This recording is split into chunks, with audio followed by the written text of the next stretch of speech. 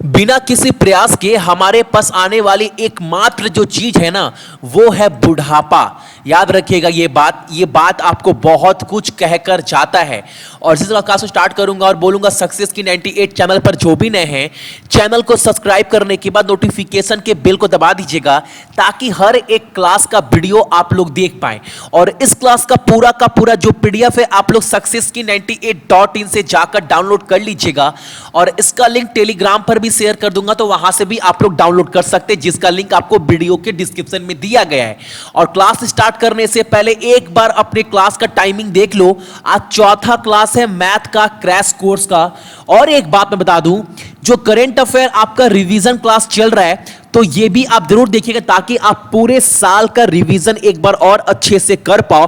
और आपको पता है 10 से 12 मिनट ही आपका टाइम जाता है रिवीजन करने में, तो थोड़ा टाइम तो आप दे ही सकते हैं ना। और आज कवर करने वाले हैं 4 जुलाई के इंपॉर्टेंट करंट अफेयर। तो देखते हैं पहला प्रश्न हमारे सामने क्या निकल कर आ रहा है। और आज का जो पहला क्वेश्चन है वो ये है, इंडियन ओवरसीज बैंक के नए प्रबंध निदेशक और सीईओ के रूप में किसे नियुक्त किया गया है, उनका नाम बताना है। कि who has been appointed as the managing director and CEO of Indian Overseas Bank, और उनका नाम क्या है, तो उनका नाम है आपका option number A Karnam Shekhar. Option number A जो है वो हमारा बिल्कुल सही आंसर है। और एक बात, इंडियन ओवरसीज बैंक का जो टैग लाइन है वो क्या है, good people to grow with. और इसका हेडक्वार्टर कहां पर है इस बैंक का, तो वो है आपका चेन्नई में। ठीक है, अगला प्रश्न हमारे सामने, टाटा टेली सर्विस का विलय जो है वो किस दूरसंचार कंपनी के साथ होने वाला है, आपको बताना है।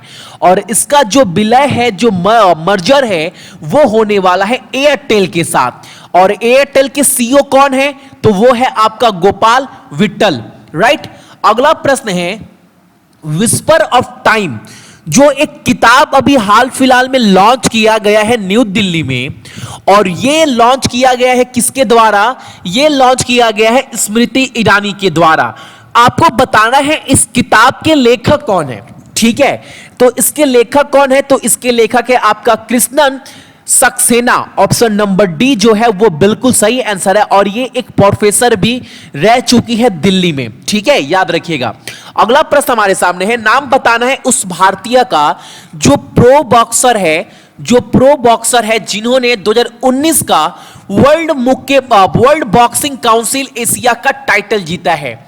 यानी आपको उस भारतीय का नाम बताना है प्रो बॉक्सर का जिन्होंने 2019 का विश्व मुक्केबाजी परिषद एशिया का खिताब जीता है। और उनका नाम क्या है, वैभव यादव। ठीक है, और इन्होंने किसको हराया है, तो इन्होंने हराया है थाईलैंड के फैपटेक सिंगमांसक को।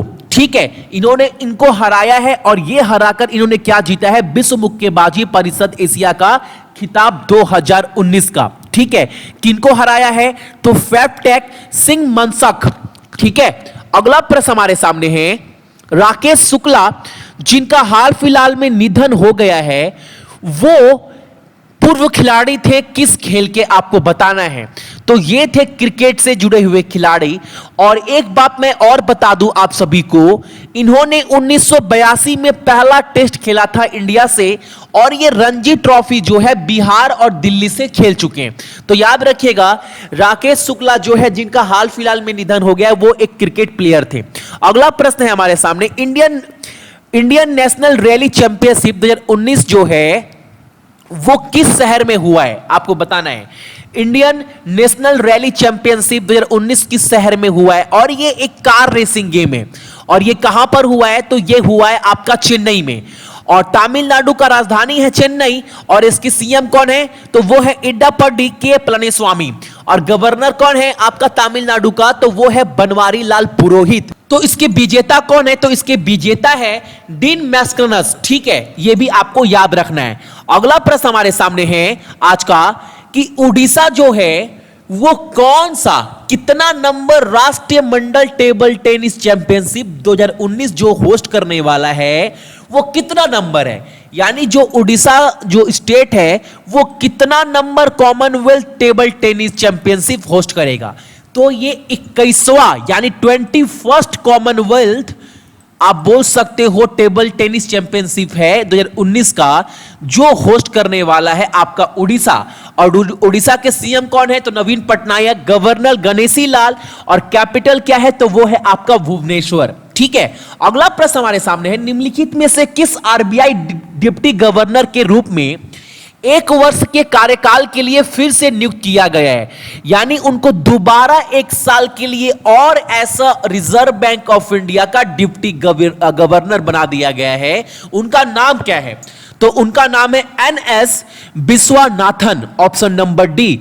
और रिजर्व बैंक ऑफ इंडिया के गवर्नर कौन है? तो शक्तिकांत दास। ये याद होना चाहिए आपको। ठीक है, अगला प्रश्न हमारे सामने है कि बीएसएनएल के सीएमडी यानी चेयरमैन और मैनेजिंग डायरेक्टर जो है वो किसे बना दिया गया? आपको उनका नाम बताना है। और यह बनाया गया है आपका पीके पुरवार को। ऑप्शन नंबर ए जो है वो हमारा बिल्कुल सही आंसर है इस क्वेश्चन का।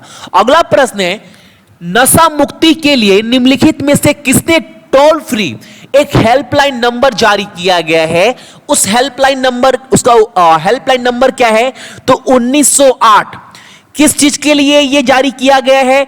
तो जितने भी ड्रग एडिक्ट है ना, जो भी नशा में लिप्त हैं, नशा मुक्त के लिए ये एक टोल फ्री नंबर जारी किया गया है ताकि उनको सहायता मिल पाए।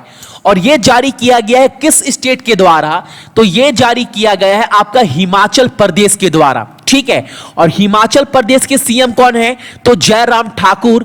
कैपिटल शिमला। और गवर्नर कौन है? आचार्य देवव्रत। ठीक है, अगला प्रश्न हमारे सामने है, वर्ल्ड कप के इतिहास में इंडिया के सबसे एक्सपेंसिव, सबसे महंगे भारतीय गेंदबाज कौन है जो सबसे ज्यादा रन दिए हैं पूरे वर्ल्ड कप के इतिहास में? तो उनका नाम है आपका चहल। एग्जाम में बनेगा, क्योंकि एग्जाम में ग्रुप डी के एग्जाम में आपका यह क्वेश्चन बन गया था कि जो चहल है वो किस खेल से जुड़े हुए हैं, तो यह क्वेश्चन भी बन सकता है।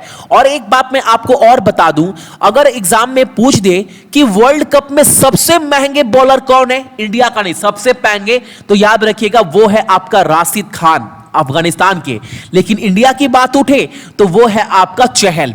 ठीक है, याद रखिएगा। अगला प्रश्न है आपका, किस राज्य को 6 और महीने के लिए अशांत क्षेत्र यानी डिस्टर्ब्ड एरिया जो है वो घोषित किया गया है? आप सभी को पता है अभी बहुत सारा जगह जगह हिंसा हो रहा है। किस राज्य में? नागालैंड में। इसीलिए सरकार ने इस राज्य को अशांत क्षेत्र घोषित किया है और 6 महीने के लिए। इससे क्या होगा? और यहां पर एक स्पेशल आर्मी जो है वो नियुक्त किया गया है, वहां पर शूट का भी ऑर्डर दिया गया है बिना नोटिस का, अगर पाया जाता है कि कोई भी वायलेंस को, कोई भी हिंसा को बहुत ज्यादा बढ़ावा देता है तो। और आज का आपका पहला प्रश्न ये है ना, नागालैंड के सीएम यानी मुख्यमंत्री और वहां के गवर्नर कौन है यानी वहां के राज्यपाल? ये 2 चीज आपको कमेंट कर कमेंट बॉक्स में बताना है। ये आपका पहला काम है। नागालैंड के चीफ मिनिस्टर और नागालैंड के गवर्नर कौन है, ये आपको कमेंट कर कमेंट बॉक्स में बताना है। ठीक है, अगला प्रश्न हमारे सामने है, अंतरराष्ट्रीय रेत मूर्तिकला चैंपियनशिप 2019 जो है वो कहां पर आयोजित किया जाएगा? यानी इंटरनेशनल सैंड स्कल्पचिंग चैंपियनशिप 2019 कहां होने वाला है? और सभी को पता है ये होने वाला है आपका यूनाइटेड स्टेट यानी अमेरिका में। और वहां का करेंसी क्या है?